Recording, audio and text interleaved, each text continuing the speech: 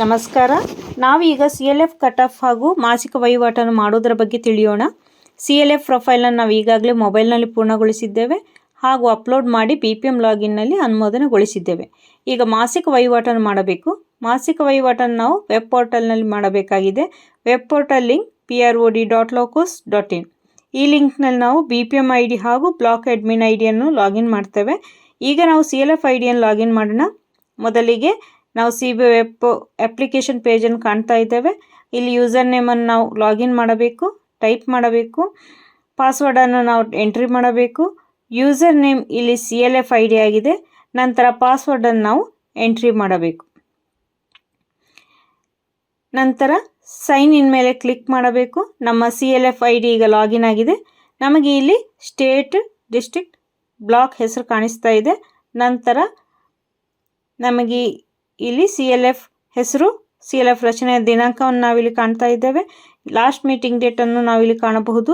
ಯಾವುದೇ ಮೀಟಿಂಗನ್ನು ಮಾಡದ ಕಾರಣ ಇಲ್ಲಿ ದಿನಾಂಕ ತೋರಿಸುತ್ತಿಲ್ಲ. ಟ್ರಾನ್ಸಾಕ್ಷನ್ ಅನ್ನು ಇಲ್ಲಿ ಕಾಣ್ತಾ ಇದ್ದೇವೆ. ಲೋನ್ ಆ್ಯಂಡ್ ಫಂಡ್ ಸ್ಟೇಟಸ್ ಅನ್ನು ಇಲ್ಲಿ ನಾವು ಕಾಣಬಹುದು. ಮೀಟಿಂಗನ್ನು ನಾವಿಲ್ಲಿ ಕಾಣ್ತಾ ಇದ್ದೇವೆ. ಈಗ ನಾವು CLF ಪ್ರೊಫೈಲನ್ನು ನೋಡಬೇಕು. ಕಟ್ ಆಫ್ ಮಾಡೋ ಮೊದಲು CLF ಪ್ರೊಫೈಲನ್ನು ನಾವು ಪರಿಶೀಲಿಸಬೇಕು. CLF ಪ್ರೊಫೈಲನ್ನು ಪೂರ್ಣಗೊಳಿಸಿ ನಂತರ ಕಟ್ ಆಫನ್ನು ಮಾಡಬೇಕು.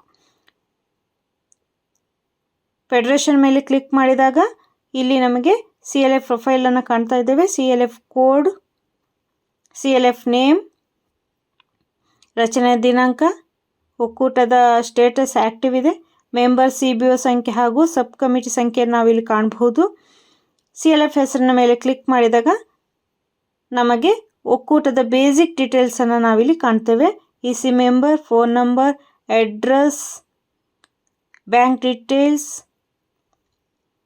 KYC ಮತ್ತು ಉಪಸಮಿತಿ, ಹೀಗೆಲ್ಲ ಮಾಹಿತಿಗಳನ್ನು ಪರಿಶೀಲನೆ ಮಾಡಿದ ನಂತರ ನಾವು ಕಟ್ ಆಫ್ ಅನ್ನು ಮಾಡಬೇಕು. ಬ್ಯಾಕ್ ಬಟನನ್ನು ಕ್ಲಿಕ್ ಮಾಡಿ ನಾವಿಲ್ಲಿ CLF ಮೀಟಿಂಗ್ ಮೇಲೆ ಕ್ಲಿಕ್ ಮಾಡಿದಾಗ CLF ಮೀಟಿಂಗ್ ಪೇಜ್ ತೆರೆದುಕೊಳ್ಳುತ್ತದೆ. ಧನ್ಯವಾದಗಳು.